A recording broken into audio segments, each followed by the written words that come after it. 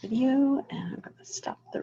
I'll look at penmanship from manuscript to cursive or italics.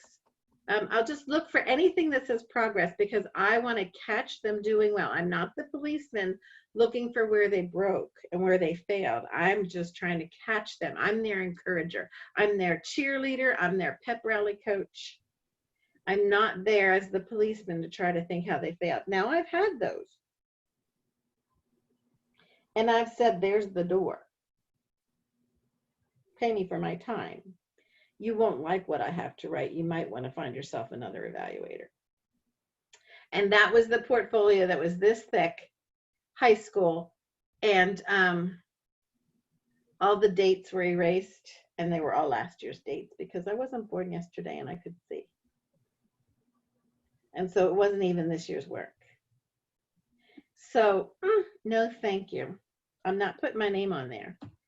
So we've had the good, the bad, and the ugly, just like all school choices have. And but now after 25 years, I've got the cream of the crop. Sorry, people, but I've got them, and they're just phenomenal. And it's such an honor and a privilege to be their evaluator. But they like me too, so that's good. Okay, I have one piece of bad news.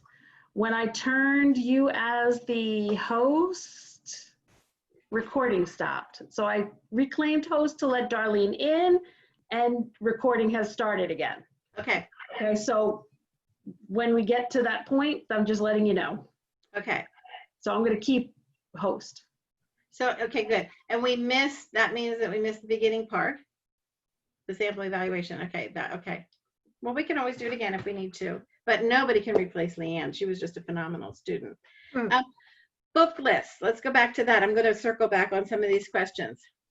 Most people do a book list. By the time I got done with my 20 years of homeschooling, I figured out that, wow, libraries have gone electronic, and we did all unit studies, so we used library. That was our main curriculum.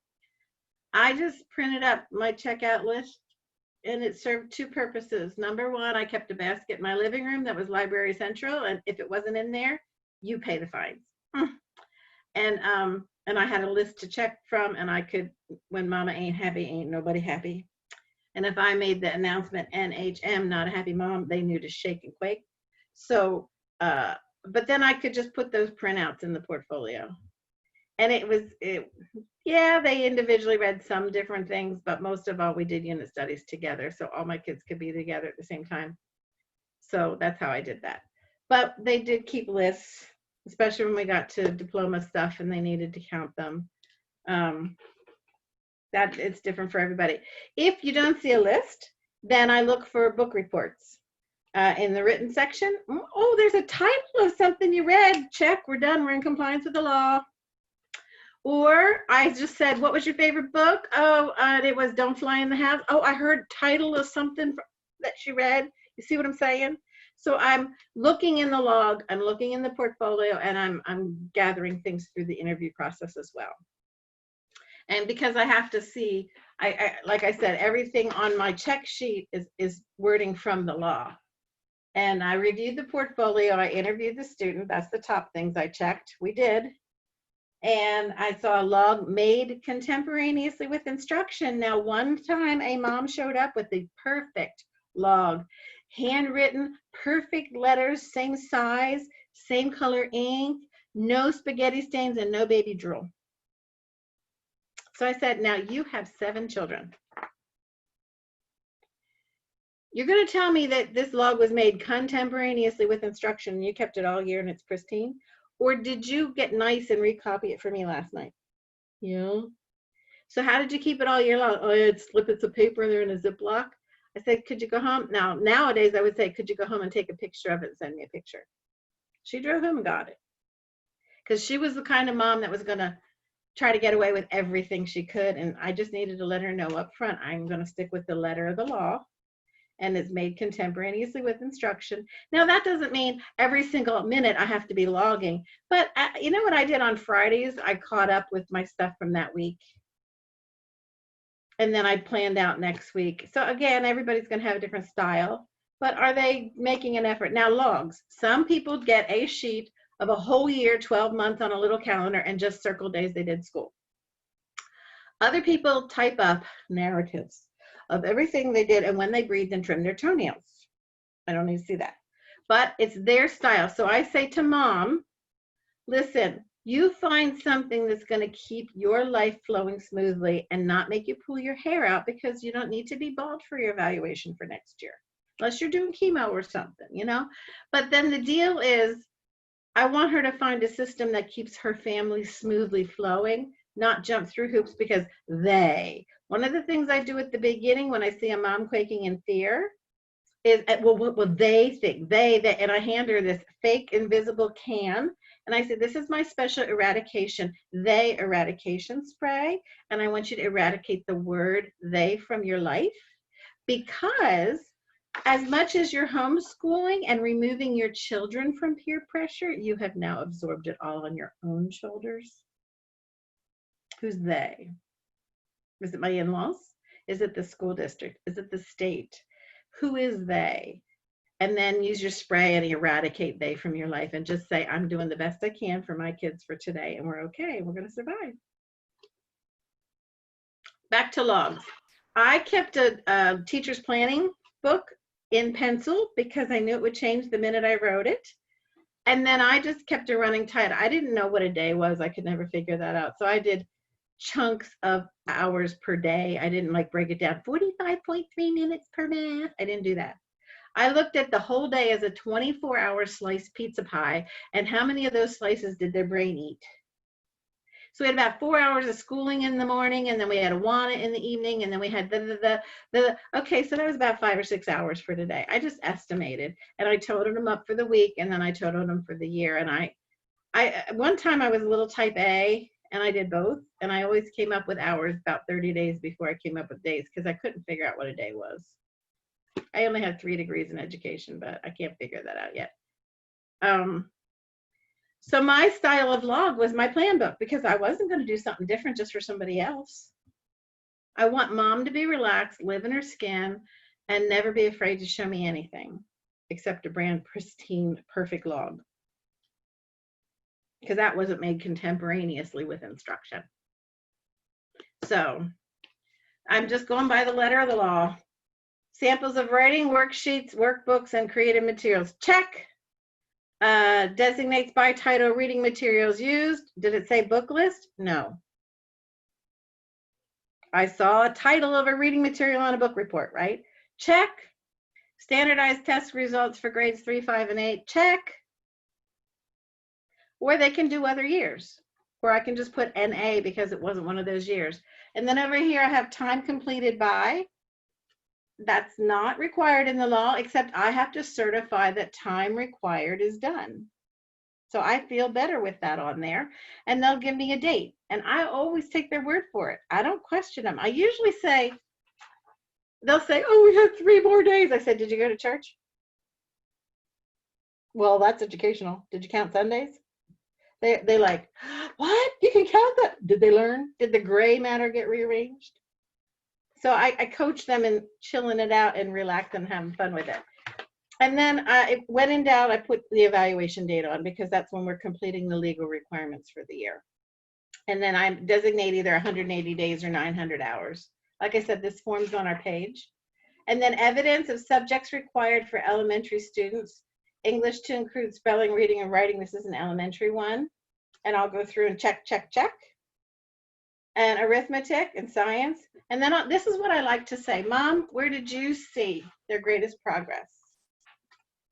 So that I can say there's evidence. Mom's admitting there's progress, even though she feels like it was a flop of a year. She always does. Science, social studies, fire safety. And social studies is geography, history of USPA, civics, any of those. Doesn't have to be every single part every year. But even if they didn't study a social studies curriculum, if they went on one field trip, they got it in, because that's probably Pennsylvania history. And last I checked, Pennsylvania history was in the US. See, I'm very relaxed about it. Music, art. My kids' music was church. Regularly participates in large group singing. They were not musically inclined. And then down at the bottom, I have evidence of sustained progress in the overall program. Check, because I'll say to mom, where did you see her greatest progress?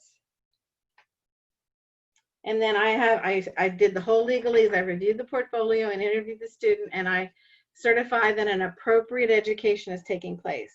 Who knows the law? How do you define appropriate? Abeka, is that appropriate? PACES, is that appropriate?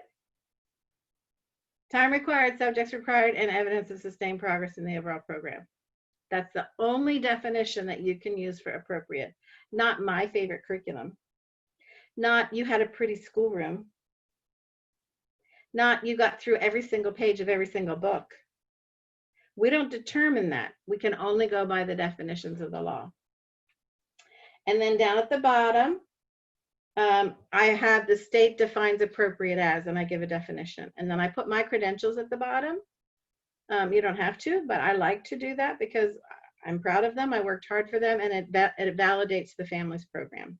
And they selected me to be their evaluator. And my phone number's there. They paid me. If that district's got a problem, tell them to call me and I'll bark at them. I'll do that. I'm good at it.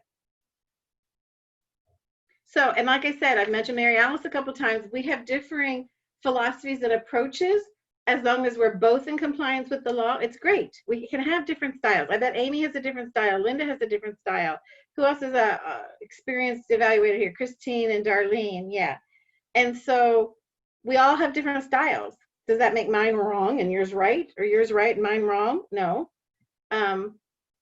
And so, but the deal is when it comes down to it, whether you have preferences or not, you should always say these words. What does the law say? You can't add any extra requirements. You can have preferences. I like when they don't smell like cats and have cat hair falling out of them, the portfolios. That's my preference. Is that appropriate? I'm not there to judge mom's housekeeping skills, but boy, I can tell sometimes it smells bad, which is why I like them to come to my house because I don't have to go into their house and I have allergies and bad lungs. So. Krista had another question about that booklet list, about the reading, especially now that we're going to be doing 6-year-olds. Do the book lists have to be the books that they read independently, or can they be books read aloud to them? Well, I'm going to answer that with a philosophy answer first, which is not part of the law. My personal philosophy as an educator is that read aloud is one of the best things you can do with your child. And so I give my parents permission to stop doing read aloud when their children turn 92. Okay. And so you can, I read aloud to my kids through high school. I just read above their level, and I still read aloud to my husband. And now I'm reading aloud to my grandchildren through FaceTime down to North Carolina. So sometimes I separated the list out and said books read by the student and books read aloud as a family. And other times it could just be blended. There's no specifics. The law does not specify that. It was my preference as the supervisor how I wanted to present it. My portfolios were not designed for the district, which we had to turn them in back then, or for my evaluator, who happens to be my sister-in-law. But my portfolios were designed for my family to celebrate the end of the year and to feel a sense of accomplishment. And my kids do enjoy going back through and seeing what they did. Now, I must admit that usually after the evaluation, the math tests jump into the trash can. But they did all their writings and their original creative stuff. We kept it, and they like to go back through and say, oh, look what I did. My daughter's first journal entry, first grade, profoundly deaf. And I said, we were studying lighthouses, and I said, tell me, write something about lighthouses. You're in first grade now. Write something about lighthouses. And I expected, lighthouse shine. Perfect. She said, I'm curious how the lighthouses shine up to 20 miles away. I forgot to tell her she has a disability. And then I wrote down at the bottom, because the interactive journaling is an effective teaching method. Well, do you remember the refraction of the light rays through the Fresnel lens? Because we took a field trip to Cape May. and went up, climbed a White House and saw the Fresnel lens. And she's like, oh yeah, I forgot. I'm like, okay, we got through first grade and got our first journal entry in. But those are the kind of things that they like to see. Other question? Did I answer the book? What was I supposed to answer? I go around. Yes, Christine? you answered the book one, the book about the, you know, little kids can have things read to them. It doesn't just have to be, you know.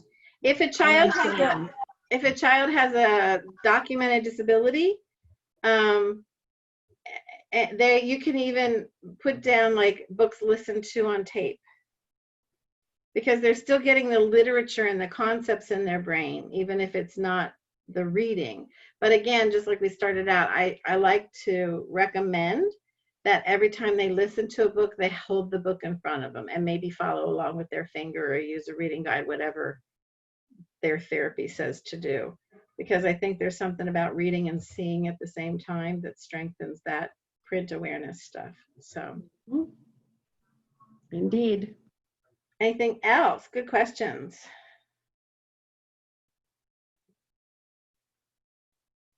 So for those people coming in the recording, we did miss the recording technology for the sample evaluation, but I can go through and do that again, but I can never replicate my amazing student, Leanne. Who was gonna say something? Okay, one of the other questions was, do you find things that, this was going back to the child who doesn't really talk. Kristen, I saw it. We'll come back to that. Go ahead. Okay. Have you found it more challenging to do this virtually? What I found, I'm a virtual person. Like I did my whole doctorate online and I teach, I'm a professor, I teach online. Was finding my new groove and finding my new pattern. And so I didn't have a difficulty with the interview. And I had to coach parents through how to scan things. I created Google Drive folders. Other people have used Seesaw and they've used other. Amy, what's the other one that you use? I just use Google Drive. Google Drive, okay.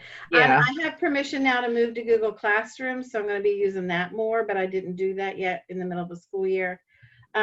So I create a Google Drive folder and I send them the invitations, and then I give them, but I have to make sure they have editing privileges to the folder, and then they just scan and upload everything to that folder. What my problem is while I'm very relaxed in person and I'm paging through this portfolio and having this little chit chat and celebrating their year, I didn't do that all at the same time virtually. I focused on the interview. I previewed the materials so I could ask questions. And then with the short forms, I was able to fill them out as I went. I didn't do paper, I did it on my computer. So I often did my Zoom on my iPad so I could use my computer for function. And then I just emailed it right away. But my high school kids, they're required to give me a credit sheet if they're doing a diploma program. And so that took a lot longer and I got backlogged again. I swore I would never do that again from the first couple years I did evals, and I got backlogged this year. And so I found it challenging because I didn't find a groove yet, but I think next year I'm going to give people the option. I might even give them a slight discount. I don't know, because I can't deal with the numbers this year.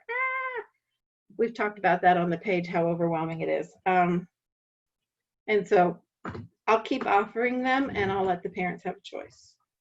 I really only did online ones before with people I knew because I trusted them.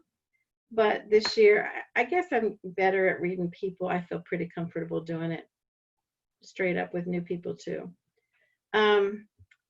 Kristen asked about doing special ed goals. If you want to unmute your mic, you can. Okay, can you hear me? Yep. Yes, okay.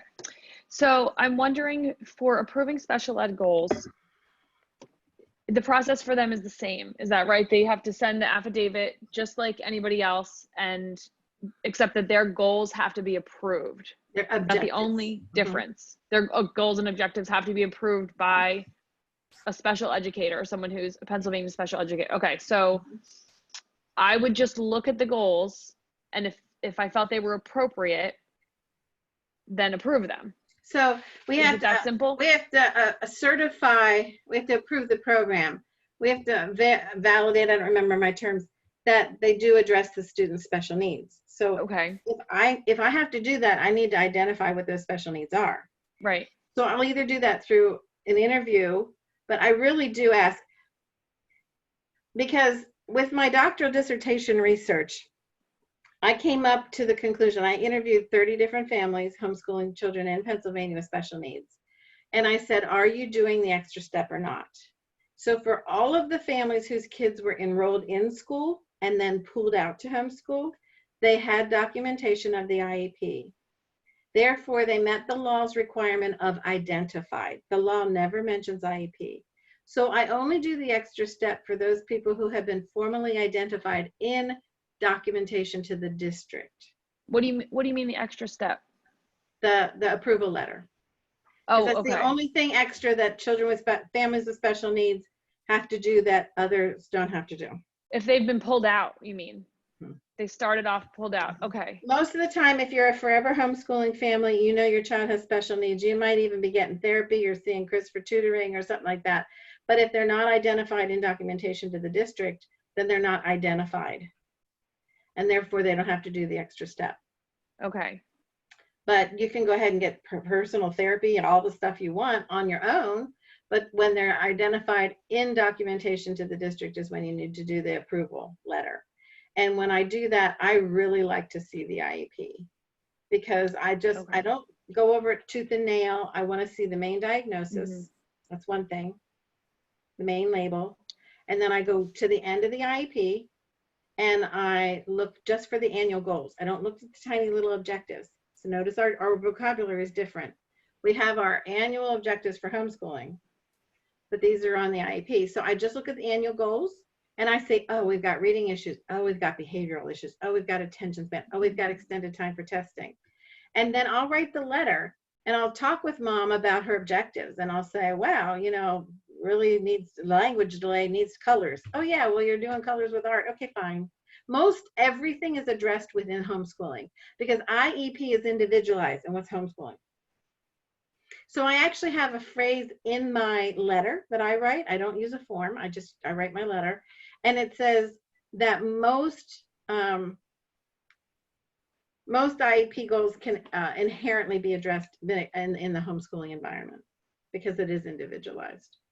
But I will say I've discussed with her his special needs, and I've reviewed the IEP, and I've looked over the goals, and they do indeed address the student's special needs, and therefore I approve this program. So they don't have to go all out. Sometimes people go all out and say, oh, I have them doing this therapy, this, and okay, fine. For my daughter, listening skills, when she was doing gymnastics, she had to learn what does music mean to be able to do her floor routine. Well, we did listening skills in gymnastics, you know, so they can be lightly addressed. And for our tick for speech, well, when you're doing your phonics for reading, just go over a little bit of the pronunciation that's inherently addressed. And so you might even go over that with mom.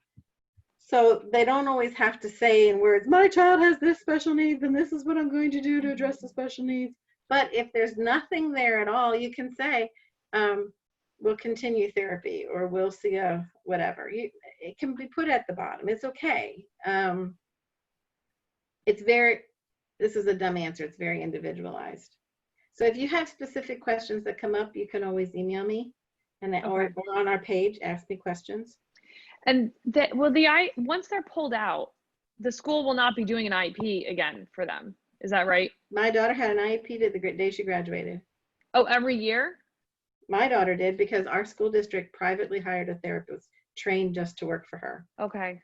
Was not employed by the district, but they hired her for me because they saw how much money I was saving them. And they were fabulous. We have the best district in the whole world. Thank but you. Not everybody does. Some people do maintain their IEPs, but the law is not, even if they drop an IEP, it doesn't de-identify. Unless the child's been cured or healed or something, you know. And so now the Department of Ed's website says that if you withdraw the IEP, then you therefore no longer have to submit the goals approval. Yeah, I don't know how that would stand up in a court of law because they didn't de-identify the child. So that's really a nice suggestion from the Department of Ed, but it's not according to the verbiage in the law. And it would, if I was the one testifying, I'd have to question them on that. So did that answer your question? It does, but that I actually have another question now. If a family has not, if they've withdrawn the IEP, say you never met the family before, they're a new family and you're evaluating them. You didn't approve the goals, nobody approved the goals, and they said they withdrew the IEP. Do you approve them if you felt their year was, if it qualifies as, you know, it meets everything in the law? So the only time the word approved comes in is if I'm doing goals. So at the end of the year for the evaluation. Or do you I don't sign use the off on word- their evaluation? I mean, Can I certify that an appropriate education has taken place? That's the only thing we can say. okay. Yes, because that's between them and the district, and I wasn't there and I wasn't involved and they didn't ask me. And she's the supervisor, and the state of Pennsylvania recognizes the sovereignty of the parent in the child's life. So I don't question it. But I do say, if the district ever asks questions, let me know and we can take care of that quickly and get you a letter. After a couple years, when the district has chosen not to renew this federal legal contract called an IEP, and they didn't take initiative, then I'll say to the parents, why don't you just try, go ahead and submit your affidavit regularly without the letter, and let's see. Now, if the district asks, you say, oh, thank you for reminding me. Let me ask my evaluator about that, and I'll get them a letter fast. So I'm on call for that first year. But the districts know that they are the ones that dropped the ball, and they didn't test them out or de-identify. So there's a real legal responsibility for the districts with an IEP. And so if it's just faded away and not done anything, then maybe the need for the letter is also faded away. Okay, thank you so much. Good questions. Okay, Darlene has a question about the virtual materials that people have sent. Do you keep them or do you delete them? As soon as I'm done with the summer, I go through, and as soon as I've mailed their evals and they've gotten them and everything's done, I go through and I delete them because that's theirs. And if you notice on Google Drive, I'm going to have to buy more space and I'm not going to do that. So I'll go through and delete them. It does say it's still available for the other people if they want, if it's a shared folder. Right, so it's right. up to them. But I also say during our interviews, I'm going to leave that in there for a little bit. But then eventually I'm going to delete the folder. So if there's anything in there that you want to keep, make sure you save a copy. You tell them. Okay. I'm not paying extra for Google Drive space. I hear you there. Holly has a couple of questions. Hi, Holly. Do you submit? All right. Do you submit your paperwork to the district or do you have the family send it in?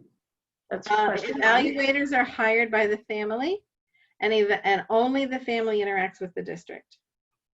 Okay. Now, if the family asks the district to call the evaluator, I'll do anything I want because I'm employed by them. Right. So I will advocate for them, and I'll bark and tell the district to sit down and be quiet. But I have my catchphrases. But we do not submit anything directly to the district. Amy, do you do that sometimes? Is it Hazelton? Somebody, I can't remember on the page. It's me. Okay. I usually, well, that's because I email the eval because we had this problem this year where everybody's Gmail and their Yahoo wasn't sending the return receipt requests.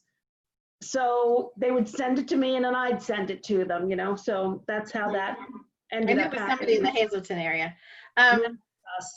If the family asks you to, then always copy the family on any interaction, any email. Don't ever do anything independent from the family. Because I don't ever want the districts to think that we're setting a precedent that they only interact with us. Any district is allowed to call us for any legal questions. I know Chris gets calls, I get calls. Districts start to trust us because we're non-adversarial, because I represent Jesus Christ. I've got to be that way. And so they know that I can call. One, they went to the nth degree for every step of the law. The district did a fantastic job trying to contact the family, and they didn't, and they didn't, and they went through every step in the law, adhering to the law. And I said, well, then you're gonna need to file for truancy, because they're the ones that are choosing not to respond to your excellent attempts to follow the letter of the law. Right. Holly's follow-up question has to do with, am I correct in assuming, since my professional work is in elementary and special ed, those are the areas that I can evaluate? My certs match my experience too. The law says the age level is most important. If your cert is elementary, then you pretty much evaluate elementary.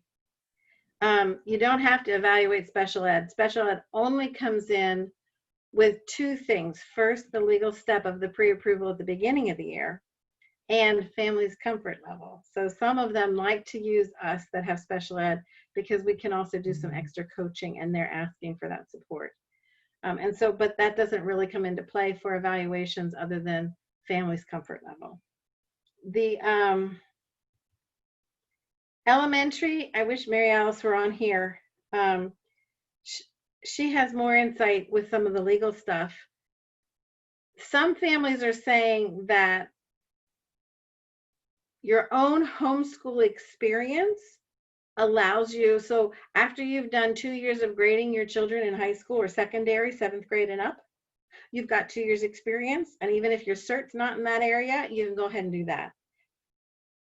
I don't know how that goes. And so I can't speak to that. I haven't seen it in writing, but there is that buzz around our Facebook page. And so if you want to bring it up on the Facebook page and let the people who have experience. Linda, have you heard anything along those lines? Okay. Amy, any of Darlene, any of the others? Yeah, I've heard it. Chris? I've heard it, but I couldn't tell you who I heard it from, but it's been a couple of years. Well, couldn't you just get permission from the superintendent? Darlene, go ahead. And then Amy. Couldn't you just get permission from the superintendent? Because if you could go under the other category to do secondaries. Some of us do that for the whole thing. So there's a part of the grammar of your sentence. Could I get permission from the superintendent? The law specifically says if the family petitions the superintendent, and that way you can say, well, she's been doing our evals all along, and can she continue to be our evaluator on the secondary level under the other category? Can you please send me in writing permission for her to conduct our secondary evals? And then once you get it, she can do it for any family within that district. Amy, go ahead. Thank you for being patient. That's okay. I do K to 12. Now I'm only certified. My certification is K to 6, but I followed the 2 years of grading experience when I homeschooled my own children until 12th grade. And that's why I do the diploma programs, and I also do high school students as well. So I did follow that. Somebody had coached you or counseled you in that, at that transition point in your life? Okay. I can't go to letter and verse to quote anything on that. That's where I love Mary Alice is just so on top of all that stuff. So I think the parents do have to petition the school, though. I don't think the evaluator themselves can go to the school and say, can I? I think they have to have a family requesting that evaluator. For other, yeah, for the other category. Yeah. And technically, Linda, by law, that's true.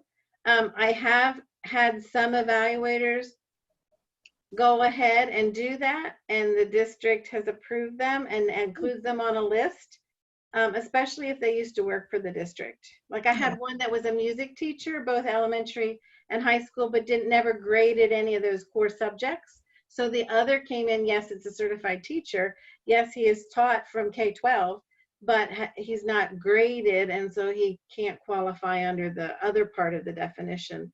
And the district superintendent knew him, knew his quality work, and said, yes, go ahead, and then used his name on a list. So it depends on the situation. If you want to go by the letter of the law, the parents should do the requesting to the superintendent. But I do recommend that you provide like a vita or something like that and say, this is how I meet those qualifications, and please go ahead and approve me. Or they can say, please go ahead and approve her or him. Good. Amy mentioned that she figured out a way to scan documents on her iPhone. Mhm. So she's gonna let us know how that is. Yeah, that's what I did the whole time too. I have a, what do you use? iScanner? What do you use? I use Notes. If you Oh, you guys know use what the Notes. Notes app is, yeah, you click on the Notes app, you hit like when you're going to do a new note, and you click on that, and then there's a camera here. If you click the camera, it says some options, and one is included scanning. So that helped my parents scan their documents. So when I did virtual ones this year for the diploma program, it wasn't a problem. So it worked out really well. So you can Anything to make it easier. You did coaching with them on how to use their technology. Good, very good. Yeah, I did a lot of pictures that were upside down and backwards. So half my time was spent reorienting or turning my computer around. Yeah, that was kind of fun. Yeah, you're right, Holly and Chris. But I do have an iScanner in here. I use it for other parts of my business. And I can save things then as either PDF or JPEG. Can you do that with Notes? Does it give you options for format? You don't know. Okay. You didn't unmute, Amy. Oh, I'll have to look into that. I'm not sure. I think it's PDF though. I think it's Okay. PDF. Oh, that, because if it's a scanned document, that makes sense. Because I like it when it's PDF.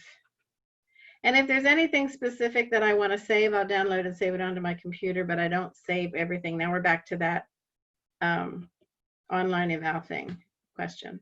So Okay. I don't save everything.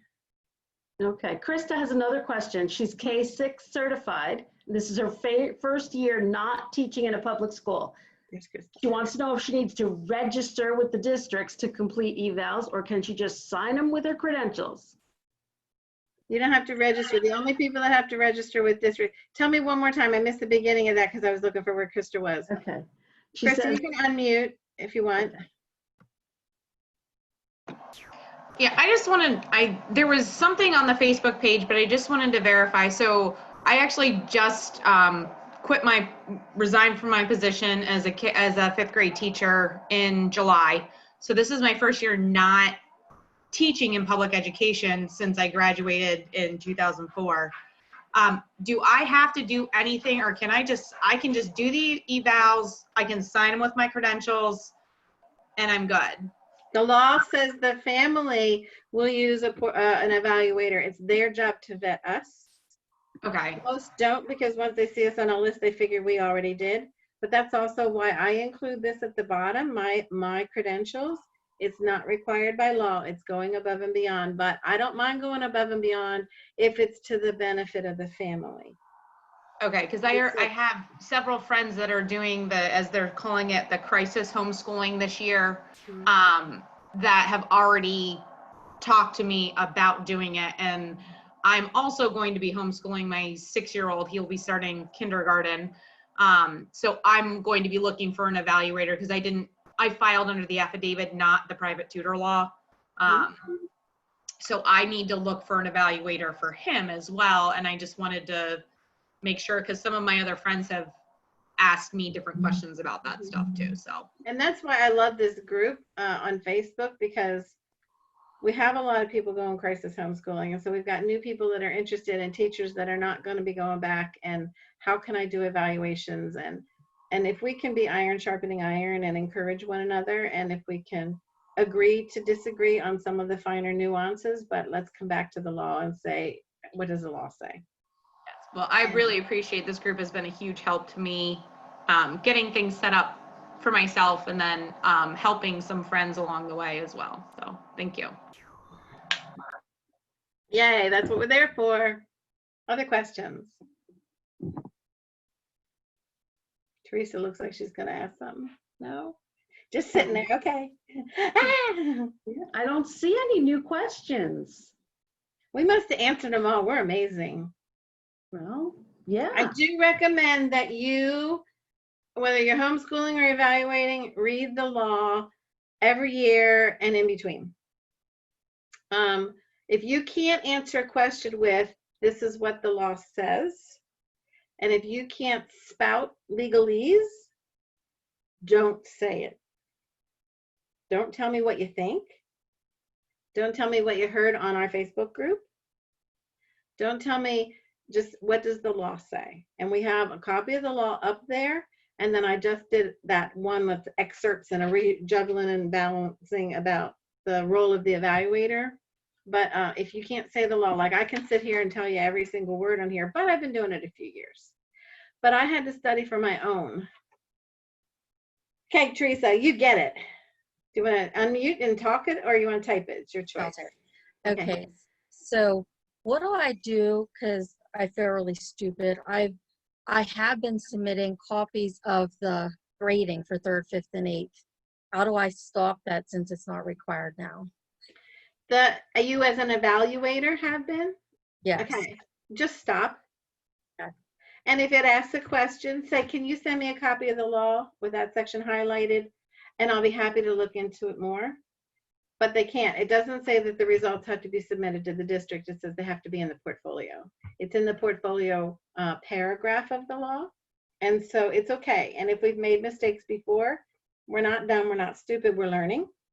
And in the olden days, when we submitted our whole portfolio, then our test results were in there. So they were submitted. So you're just in a transitional FOSSA form. The problem was back then, okay, there's another question. I'm going to ask a question now for you guys. What about all these families that are saying the districts are calling us and asking for child's age, date of birth, and grade level? Okay. The problem is the districts are the rope in a tug of war, and they're actually victims. Some districts are nasty, yes. They're always nasty, but some districts aren't, and they really are well-meaning. But the state of Pennsylvania mandates every district report on every child in their jurisdiction. They must report by date of birth or they can't file them in the system. The same state tells us we don't have to. So the district is caught between a rock and a hard place. So we could say to parents, well, if you want to be nice, but that's not right either because it erodes the rights, the privileges of other homeschoolers who want to maintain autonomy. And so we don't want to set a precedent. In the olden days, like what Teresa was talking about, when we submitted stuff, they could get birth dates and grade levels from the standardized test results. But none of that's turned in anymore. And so the districts are actually a victim in a battle between us and the state. The state tells us this is what we're required to report, and it tells them this is what they're required to report, and it's like mom and dad that got divorced and can't agree on anything. Tough. And I'm sorry that you're caught in this hard place, and I understand that, but you need to take that back to the state. And what it would end up doing is the next time we try to open our law and get revamped to get less restriction, they might throw that in there as more restriction because they're really stuck with this. And they could say you must report date of birth and grade level. But what about the unschoolers who don't do grade levels? That's taken away a freedom. So it's kind of difficult. Okay, I'm done preaching on that one. Other questions or topics you'd like to? Holly has a great question about organizational tips, formatting, must-have forms, must-have equipment, great tools. Basically, she wants to come into our houses and see how we do it. I file everything on my computer, and other people who are experienced, you know, you guys can chime in too. I used to keep paper files for everybody, and that was something for me to lose. Plus, in the olden days, the diploma programs were required to file with the state their diplomas by social security number, and I'm sitting on a nest egg of files with social security numbers, and I don't want that. So my shredder became, I paid my daughter to do shredding for me. So I keep things in my computer, and I'll scan things like Amy said, and just I'll save things in there, but I really don't want clutter. Must-have forms, the form I use is up on the file section of our Facebook page. Also, I can send you anything that. Yeah, Holly, I would say figure out a way that works for you as far as your organizational type. You know, I file in my file system, I go by last name, and then I have a spot for each kid. In that file. In that same file. So I keep everything in the same file, but then I keep each kid and then by date. So No, my so computer looks like this: evaluation, subfile families, because I have a bunch of others, law and special needs, subfile each family, and then subfile children within the family. Okay. Now, see, I'm a paper person yet. I am trying to transition. I'm getting there. But I usually use a worksheet, Holly. I have a worksheet that I made, and it just has pretty much basically the same information that Patty has on her evaluation. And I have a very neat organized file folder that I keep everyone's last name in and so on and so forth. So it works for me personally, but I'd like to change that because it's just getting to be too much paper. So I'm trying to dream up a system that works for me. So hang on one second. A question came up about FERPA. Who was the one that asked that? Just raise your hand. Okay. Holly again. You Holly. mean as far as privacy with our files go? Is that what you're asking? Well, nobody else got in my files because they knew that they didn't want to die early. I don't keep social security numbers or anything like that. Just first and last name and maybe their address if I need to send them anything like diploma wise, like with the programs or anything like that. But no, I don't keep anything real personal. No, And my just what they did. And my computer's password protected. Darlene, you look like you were going to burst. I just wanted to say that my husband created a website for me, and he uses Caldera forms. So I ask families when they schedule an evaluation with me to fill out what I call a checklist for each child. That way, and I tell them, this is not required by law. I don't give you a discount for doing it, but it keeps a record in my computer, and I can print it out in a form and bring it to your evaluation. And then I don't have to write it all down. So instead of writing down what you're telling me, I can talk to you. I can talk to your child. And boy, it just saves me so much time. I love it. This is the first year I tried a Google form because I needed to know this year who still wanted to do evals and if they wanted online or in person. I didn't do in person until the very end. And so it told me ahead of time their ages and grades and if they had special needs or whatever. And then I also created a new form for my new families for next year so I can get their information from my database. So the forms, now that we have more online form programs or platforms, they're getting pretty handy. But I don't replicate the whole eval that way, but I just do a checklist and I do it on my computer when I don't need hard copy. Darlene, Caldera. it was called Caldera. Okay. She typed it up for us. Thank you. So FERPA, we just need to be careful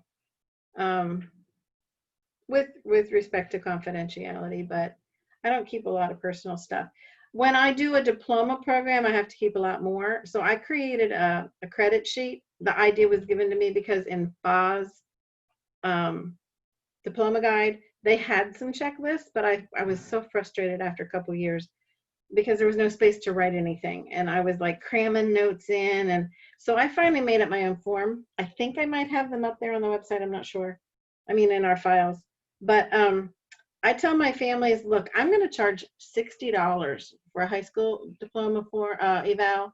But if you get this to me organized, and on my website, I have a sample, so it shows how to fill it out, then it's a $10 coupon, and it's only $50 because my real fee is $50. But when you make me sit and take all the notes, then you're going to pay me more. So, other ideas?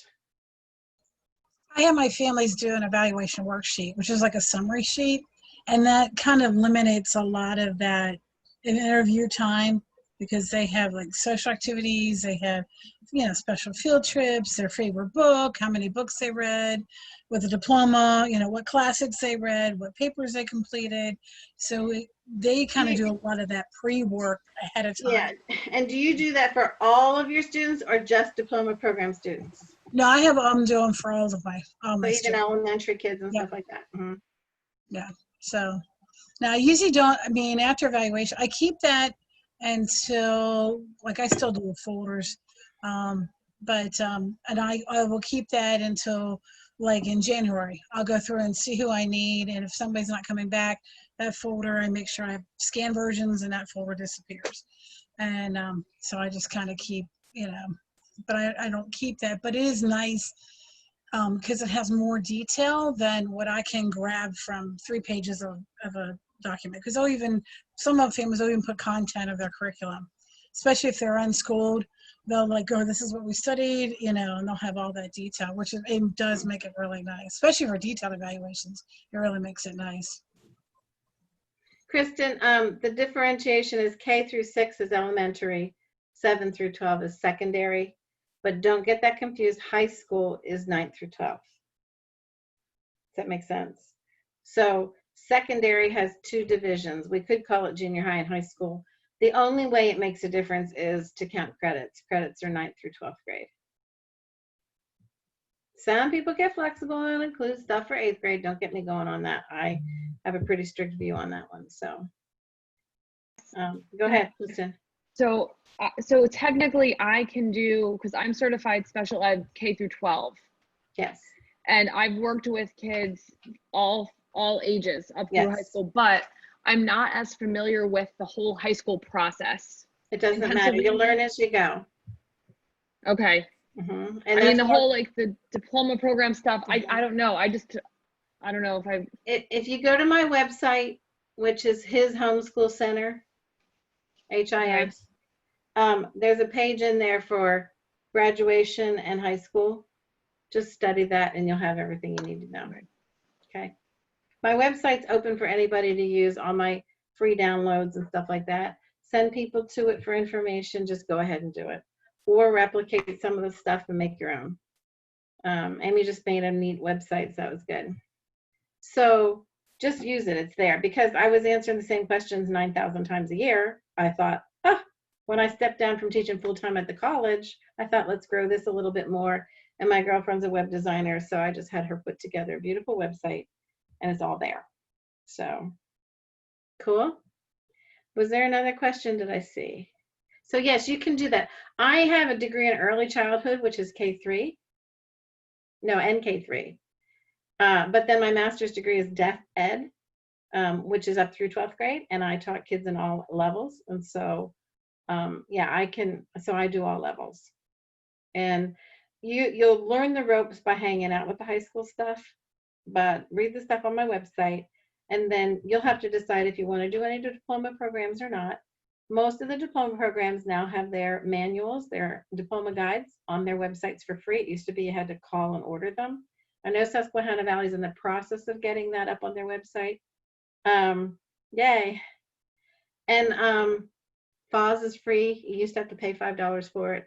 So just, you can download those and read them and check them out. But then you have to register with each diploma program if you want credentials with them, so that you have the privilege to award their credits. You agree with mom with what she's saying as a credit. For the supervisor issued diploma, I call it the SID. It used to be called the parent issued diploma, but now the law differentiates the name by SID. And there's some tricks to learn with that. But basically, did they complete the graduation requirements, which technically are 4 English, 3 math, 3 science, 3 social studies, 2 humanities. Don't write that down. It's all on my website. But there's also stuff that you're supposed to have somewhere between 7th and 12th. And FA has a nice checklist with that.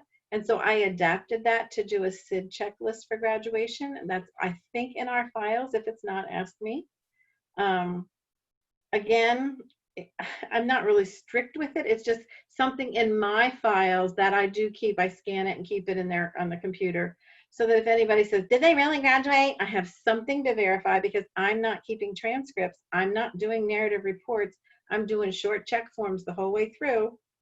And so I need something. I don't remember them. I mean, I try to remember my families, but if it's a quick one-time thing. And so it's good to have something there. But I also have started to say, Mom, I would like a copy of the final transcript. It's not required by law, but if you want me to sign off on it, I need to know. And that way I can answer questions if anybody asks me questions. Yeah. So, It's a really good idea to have a copy of the transcript anyway, if you can, because every now and again, a mom calls saying, hey, my computer died and I don't have it anymore. It's like, I'm sorry, you told me you were keeping that one and you never shared it. well, plus we often are asked to fill in the shoes of guidance counselor. And Yeah. so just today I sent a letter of recommendation to a school, and I feel better when I have some additional documentation. That particular student is from one of the diploma programs, so I feel good because I have narrative reports from all the years. I know, what he did. I know what he did extracurricular, because we include that in our narrative reports, what a well-rounded student he is. I'm a professor. I know what they're looking for. So I like having that. But if it's a supervisor issued, I like just having a little bit extra documentation. There is a wise counsel that you might want to like Amy said, scan the final diploma that's signed by both, because there's no other copy.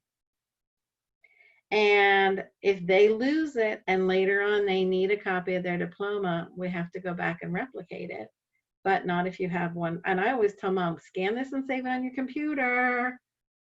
But kids move and they burn and they get lost and all that stuff. So I've had somebody come back to me probably 15 years later and say, I just had a sex change and I needed to change my name to a different gender. Can you sign my new diploma with my new name? I was like, okay. It was interesting. So you never know what's going to come up next. Other questions? I actually have parents who ask me to do a transcript for them because they don't know what they're doing. I just charge a little bit extra and they're okay with it. They're like, if you do the work for me, I will pay you to do it. So that also helps too, because some just don't want to make the effort to do it, and they know that I'm capable, so they are willing to charge for it. So yeah. Yeah. And I have had them also ask me to print. So I went to Staples and I got a box of parchment paper. Beautiful. And I wrote instructions on how to turn to landscape orientation, and I can go in and edit PDFs. I got something when I was working at the college that I can do that. And so I do their diplomas for them, but for an extra fee. So this past year, I was just doing the $25 short checklist all the time. And I thought, I'm putting more time into this, and they're still getting the benefit of me counseling them. Time to take your PSATs, time to take your SATs. And so I started charging $30 for the SID, for the short form, but then I do have a drop-down list of other services like transcript services. And if you want me to print the diploma and email it, if you want me to edit the diploma and email it and you print it, fine. Or if you want me to print it on parchment paper, if you need me because of COVID to mail it. So then I just have a drop-down list, and I can easily then tally up. And most of it ends up coming out about the same as a diploma program fee then, when they get done using all my services. But it's totally optional. I'm not telling them they have to do anything. But they're like, yes, just anything, please. Yeah, I have some that I do transcripts. I've also printed, and I went to, I think it was Staples or Office Max, one of them, and found like the cardboard certificate covers.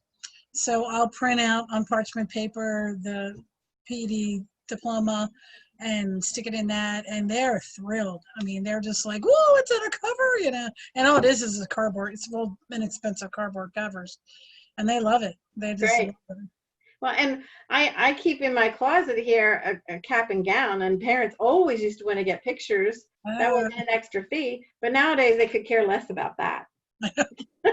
So I'm like, okay, fine. So now I save a link on the top of my computer to the YouTube video playing Pomp and Circumstance, and as I'm finishing up that last little touch, I hit it and it plays it, and they're like, oh, and I say, hey, what's the title of it? And we have a little culture experience too. I just like to give some ambiance and celebrate the event. So Pomp and Circumstance. Any other creative ideas or questions? How many, just show right hand, have not done an eval yet? Getting ready to do your first. Good job. I'm really proud of you for researching and trying to figure things out. Yay, Darlene's clapping, Amy's clapping, Linda. The vets are clapping for the newbies. And Chris even did the electronic clap. Yay. So good. And that's why just hang out in the group and ask questions. I get sometimes a little bogged down when we start asking all the private tutor questions for our own families. I'm like, why don't you guys go start a private tutor group? But I also realize it's a convenient place to be asking people that are probably private tutoring. Do you think it's worthwhile to set up a website? There's expenses with websites. So especially because of COVID and the surge right now, if you think you're in it for the long haul doing evals, do a website. But if not, a cheap free way is to start with a Facebook page. And then when your business grows, let your business pay for the website. Don't invest in it up front if it ends up not really, if it fizzles and you're like, this is not what I imagined and I'm not interested. And next thing, so I would say Facebook page first. And then maybe if you're going to spend a little bit of money, business cards. And then after that, maybe website. I was an evaluator starting in 95, and I made a website in 2015. So I didn't really need it. And then I filed a fictitious name for my ministry, and I also filed as an LLC because I've been called as an expert witness in court, and I thought I need the extra legal protection. But that's not your typical. So okay, that is correct, Darlene. We do not own any content that you put up on Facebook, so make sure you keep a copy elsewhere. But it's a free way to get your foot in the door on things, and it can help you figure out, well, what kind of pages do you want on a website? Darlene's husband would help. Yes, which would be great. The same thing with the tests. That's come up in discussion on our page. Is it worthwhile to put money into tests? Well, the CAT test online through academicexcellence.com is $25, and parents can choose the untimed test and log in and out and go by the child's fatigue level. So it's kind of silly to put a lot of money into a test when a lot of families go that way. However, being part of the whole special ed realm, I used the Woodcock-Johnson when I was teaching. And so I purchased one way back when, the WJR, and let the business pay for itself. And then I ordered new forms when the business made enough money to order new forms. They're very expensive. And I had to file my credentials and stuff to purchase. Since then, we've gone through the WJ3, and now we're into the WJ4, and each one is several $1,000s. And so, no, it's not worth it to purchase them. But if you know somebody who has them and they can borrow or share, I own three. I own a WJ3 and a WJ4, Form A, Form B, Form C. So I've trained other people in my area, and they're using, and we just rotate them around if we need to change forms. So that's a good way to get your foot in the door with testing without spending thousands and thousands of dollars. So, and I train and stuff like that. I know Linda also does the Woodcock-Johnson. It's just a fantastic test, especially for kids with special needs, especially for struggling readers, because how can you test a child's achievement if they can't read with this test that's read? Yeah, mom can read it aloud, but the law says the parent cannot administer the test in grades 3, 5, and 8. Any other year they can. In the olden days, you had to get somebody else, another homeschool mom or some grandmother, to proctor a test when it was done on paper and pencil. Now with the new computer edifice, they say that the computer itself is monitoring and is the administrator. So it's okay to give the child that test at home. But when they come to me, they pay a little bit more. They pay $40, and it takes a little bit over an hour instead of several days. And they also get the consultation. They get my experience. And I've discovered children with Tourette's. I've discovered children with hearing loss. I've discovered children with learning disabilities. And so it's not required, but the parents like the personal touch that I give. And so when you have families in your clientele that are struggling and you want to refer them for a different style test, put a plea out in the group to see who can administer different.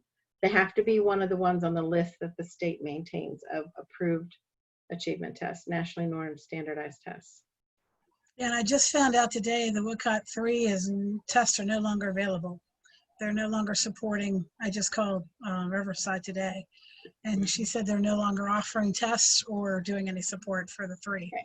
So it's still on the list, but Right, Pennsylvania, it's on the list for Pennsylvania, but the publisher is discontinuing, yeah, okay? the publisher's discontinuing Okay. it. Yeah. Well, and every time that they come out with a new version, I call Pennsylvania Department of Ed and I ask them to update their list. And I say, please keep the latest version on the older version, because not everybody can afford to buy new editions every time. And as long as it's still on the list with Pennsylvania, then we can still use the older ones, even if they're more out of date. So as soon as Woodcock Johnson comes out with 5, then I'll call them and say, take 3 off and put 4 on, I'll put 5 on. We have regular dates. Me and PDE. Anything else? Did I miss any questions? You have good questions. So let me see if there's anything else with the organizational stuff. I keep a folder and I print up my sheets ahead of time if I'm doing face-to-face. All of my organization went out the window when I created my website, because now my handouts and forms page on the website makes everything available that families need ahead of time. And again, if it's stuff that you think is applicable to your families, they're welcome to go to my website and download things. I'm not Ask Pauline, and some of the stuff is more personalized, but it's there, it's free, use it. And for some of the forms, like the high school credits, if you're doing the same diploma programs that I am, I have samples there filled out for either Billy Bob or Susie Q on how to fill out those forms, the credit sheets that I developed. I chose to limit myself. I don't do all of the diploma programs because I'm getting old and my brain's weak and I can't remember the nuances of every single diploma program. So I limited myself to FA, Susquehanna Valley, and then the supervisor issued. But we can get a kid graduated no matter what. If they want to do Erie or Mason-Dixon, they can find another evaluator, because now we created the evaluators homeschool directory. And if anybody wants to be listed in there, I just created a Google form for that. I haven't got any returns on the form. I need to know that it's working. Do you need people to redo the form, Patty? Then If we're already in the list? nobody's done it. No, but if we're already in your list, do you need a new form done just to test it? If you want to, if one of you want, I don't need to be bombarded either, but Okay, no problem. but I wouldn't mind one person going in and doing it. So if somebody wants to get in the directory, go fill out that form, and then email me or something, or tell me on our Facebook page, Patty, I filled out the form, make sure you got it. Okay. I love technology, but I don't trust it. Yeah, Holly asked about Erie. I do Erie and Mason-Dixon, so what do you need to know? It's just another one of the homeschool diploma programs.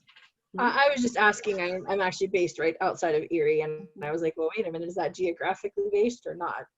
No, they're all No, I don't think so. No, everything's all over the state, but you'll find that a lot of Western PA people gravitate towards Erie. Okay. But FA is also from Kittanning, which is in the middle, but towards the west of the state, beyond State College. So there's a good Western base there too, but Erie gets a lot of Western PA. Western PA folks also have a whole different atmosphere, or I don't know how to say it. There's a lot more, like Amy was saying, oh, our parents want us to do everything for them.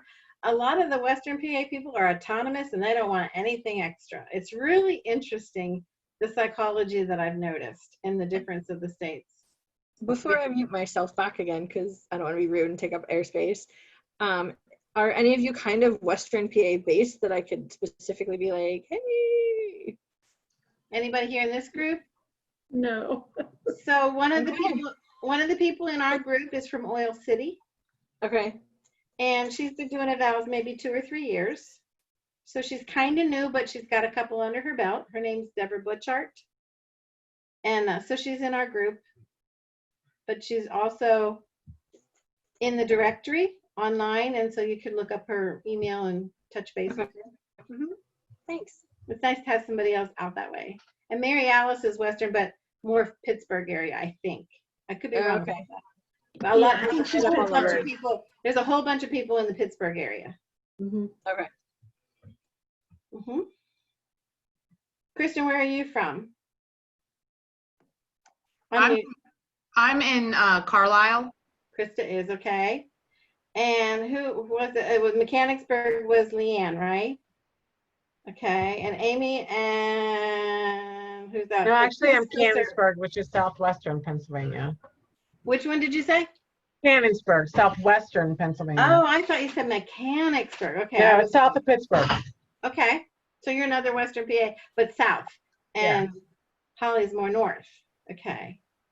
Who? Wait, and Krista's Carlisle. So I'm actually still in New Jersey. I'm just kind of outside Doylestown, but we've been looking at moving to the Lancaster area. That's my brother and his family live there, but it's just not working out at this point in time. But I went ahead. If you're moving there, you can't say Lancaster. I know Lancaster. I know. Thank you. Sorry. Where I grew up. So, but it's funny because I went and I'm originally New Jersey certified, but I went through the process to get my PA certification last year, preparing to, if we moved, then I could homeschool under the private tutor law. So I already have all of that done. I'm just still here. And you're allowed to, as long as you have the PA cert, it doesn't matter where you live to give vows. Good. And Linda's, you're in the Harrisburg area? I thought so. Teresa, where are you from? I'm from Claysburg, Blair County. Blair. That's in Blair. the middle of the state? Like Altoona, is that Blair County? Yes. Ish? Yes. Okay. So just so I have a general idea. And Darlene, where are you? I'm in NEPA or NEPA. Some people say I'm in the northeast corner of the state. Northeast Pennsylvania. Okay, gotcha. And then Amy and Chris, you're Hazleton-ish, right? Yes, we live 2 miles apart. That's cool. And I'm not far from Hazleton. I go through there all the time, the back way through Drums. A couple times a week. That's where Amy and I live, in Drums. I have another evaluator who's out that way, Hope Shermer. Yep, Hope's out. Yep. That I've trained to do. Yeah. Yeah, so it's the three of us doing these. Yay. Well, people, I'm really proud of you for wanting to learn. And the reason we started the group was to give us a teacher's lounge, but not for the gossip and nasty stuff, but for us to come and ask our questions and learn from one another. And I love that when you bring questions in from other people, but we always have to challenge each other that our first part of our answer is, what does the law say? And then let's go to the copy and paste part from the law. When I don't respond that way, it's usually because I'm on my phone out away from the house. And I know we have the law in the phone section, in the file section, but try to do stuff on a little tiny phone when you have a computer at home. So I like to also sit back sometimes and let everybody else kind of answer. I don't always have to be the one to jump on it, because we got lots of experience going on here. So go for it. Get excited. The best way is find a couple directories, but your best bet is who do you know and word of mouth. And it's growing like crazy this year because of COVID homeschooling. Yes. And I think we said it at the beginning, but it might not have made it on the recording, but I do counsel people different who are looking at COVID homeschooling. If they're thinking of blending back into the district, they might want to try to base their year on the district curriculum or private school curriculum, just for consistency for the child and ease of blending back in so that they're not totally off base. But that doesn't mean you have to sit there, be married to the textbooks. If you're going to study the explorers, you know, conquistadors or whatever in history, well then do a unit study on it and use Good Living books and go do some field trips. Well, maybe not down to Machu Picchu or Aztec territory or something, but my curriculum said for the explorers, get a world map and put a push pin in where they started from and a yarn and a push pin in where they ended. And my kids came to me, Mom, we're so frustrated and so mad. I said, what's the matter? We can't get any more pins in the beginning part. What does that tell you? Oh, they all started from Spain and Italy. Yeah, right in there. But they all spread out. So the frustration was their learning part. So that hands-on stuff That's why I did unit studies, but you can kind of branch out of the textbooks from the school district and do a little bit of creativity, but make sure you stay on the topics so they're getting what they need for scope and sequence. Yes, yes. All right, ladies, I think it's 9:45. I'm thinking it's bedtime. Okay. This was wonderful. Does anybody want to continue this? I can always set up another meeting some other night. Wednesdays work for me, but right now I think we're good, right? Yeah, oh, thank you. Yeah, you're welcome. Yeah. And the other thing is if we find that there's a pressing question that comes up, we can always call an emergency Zoom. Sometimes Absolutely. it's better discussed, but we can, let's just go by need. And Yeah. thank you, everybody. And it was Yeah. fun. And I Very love seeing informative. Thank you faces. so much. You're welcome. You're welcome. My pleasure. All right, ladies, good night. Good night, everybody.